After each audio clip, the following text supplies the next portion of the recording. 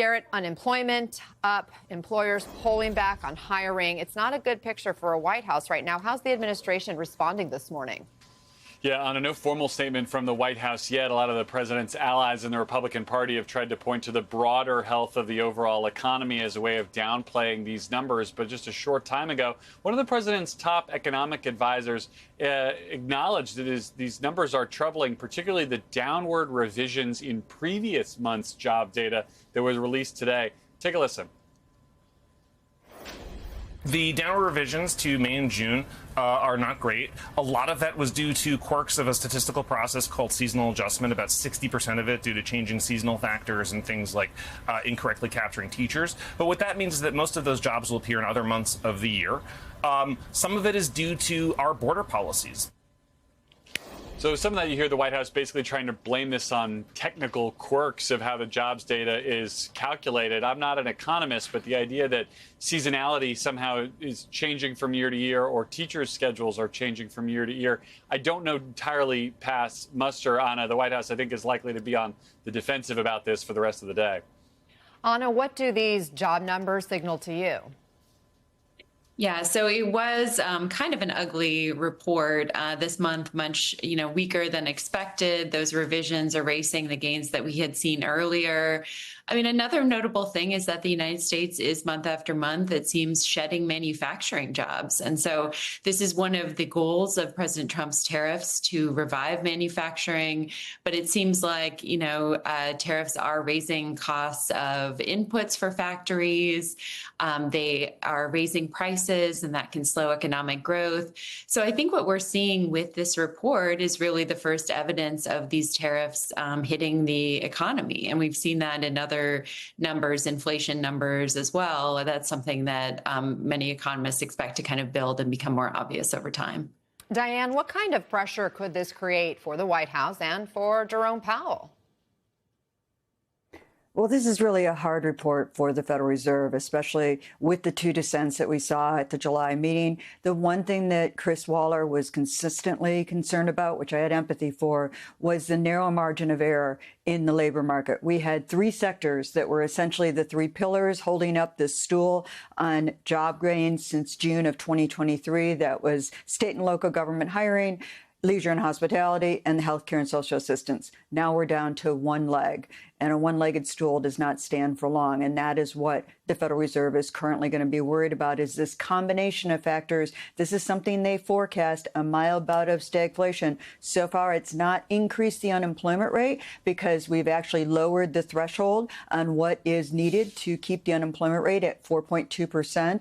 And that is that we've shrunk the civilian labor force. We've seen 1.4 million foreign-born workers leave the labor force entirely since April. That is a stunning amount. It's not seasonally adjusted, but it's the largest amount we've seen move from employed to no longer in the labor force since the pandemic. That is really a startling number, holding unemployment down. Otherwise, we would have had a much higher unemployment number. And in fact, the ranks of the unemployed went up, along with those who had to accept part-time work instead of full-time work. Those are all signs of economic stress in the underlying labor market. And the one piece of sort of silver lining was that wages accelerated, but that was really driven by a quirk that was a seasonal quirk. It was in retail.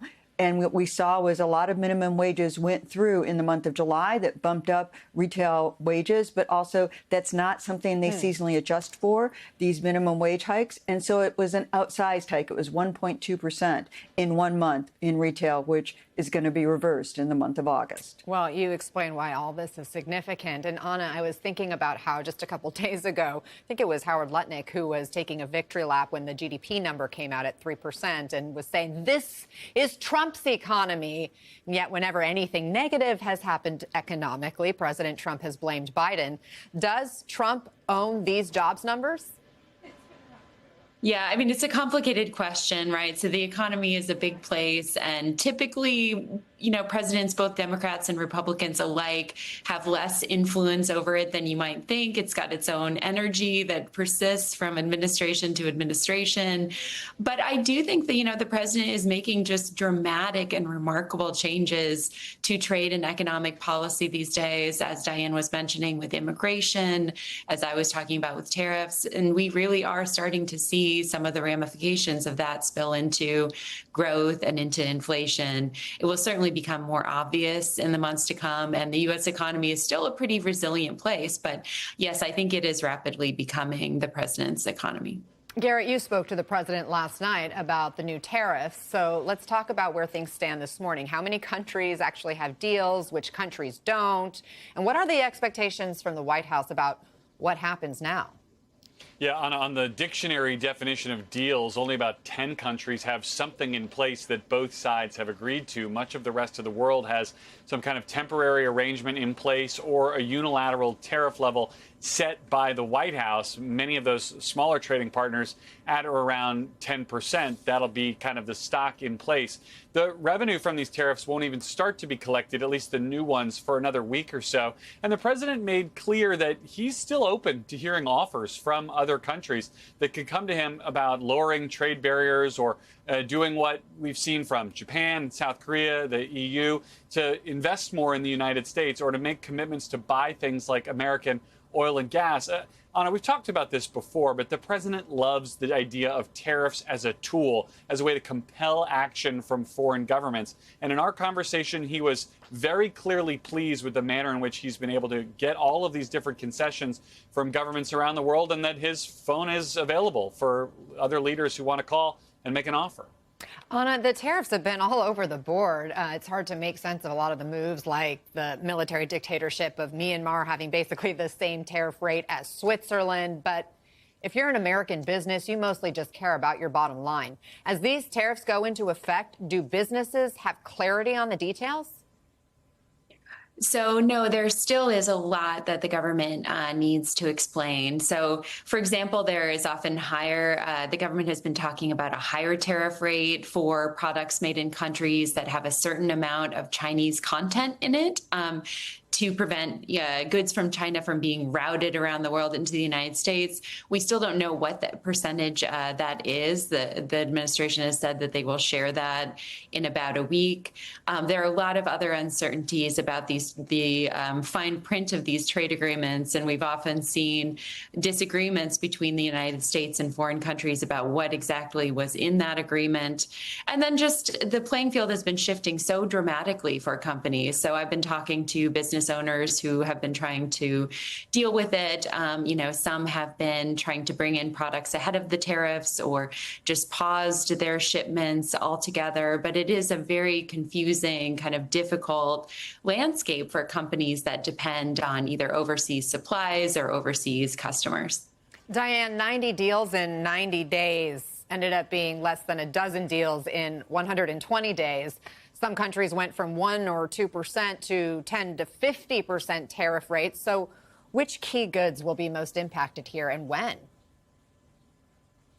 Well, we're starting to see it already. The big ticket items have begun because of the aluminum and steel tariffs that are out there that are so high. It's showing up in appliances, it's showing up in furniture, it's showing up in toys, it's showing up in tools, in fitness equipment. So we're starting to see it come through. The goods inflation in the PCE index that we got yesterday actually was the largest on durable goods, big ticket items, excluding the autos, was the largest increase on a month since December of 2022. So it's starting to show up in those items first. And we know that it's going to show up in a lot more consumer staples as we get into the month of August. There's been a lot of announcements about that. And so it's going to be at the grocery store in many ways. That's everything from packaged goods to the aluminum cans that things go into. There's been some waivers there and some waivers not. And last time around, we know in 2018 and 2019, they did show up in consumer prices. And the bottom line, there's this stagflationary nature to these tariffs because they're so large. We're talking about doubling the tariff rate from effectively about 9% today to 18% by year end with what's in the pipeline. That is huge from less than 3%. There's no way that they don't both squeeze profit margins and show up in consumer prices, that's what makes them stagflationary. It's a headwind to employment, and it's a tailwind for inflation, and that's the challenge for the Federal Reserve. The other issue is the uncertainty, the uneven nature of the tariffs. The uncertainty is a tax in and of itself on the economy, and that just spiked again. And I think that's very important because that weighs on people's decisions, firms' decisions to hire up in this environment because they don't know where to place their bet and how to reshuffle their supply chains. That's a really good point. And you have said that it can take 6 to 18 months for the full impact to kind of trickle through economically. Diane, the average U.S. tariff rate is now about 18%, according to the Yale Budget Lab. So that is the highest in nearly a century. Is this going to transform the American economy? It will transform it, but not in all the ways I think that the administration would hope. And that's what we know, is we know from all of the research on these kinds of efforts. First of all, there are certain reasons to have tariffs for security reasons. We can debate those, but you want to have them more sparingly, and you want them paired with industrial policy. That's important to protect our security. That said, we know from 2018 and 2019, the steel tariffs cost more jobs than they created.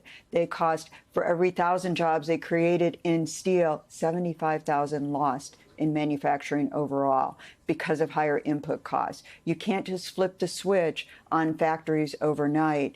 And we already have over 400,000 jobs that are still unfilled in the manufacturing sector, where manufacturers say they can't find the workers to fill those jobs. So it begs the question of, are these the kinds of jobs that are going to be created? They're not the same as they were in the past. And do people have the skills necessary to work in these kinds of jobs that are highly automated factories now with a lot fewer workers if you were able to bring things home? So I think all of those things need to be taken into account when you think about this. And the evidence on all the tariffs historically, there's a reason that economists don't like them, is because they tend to have this exact impact.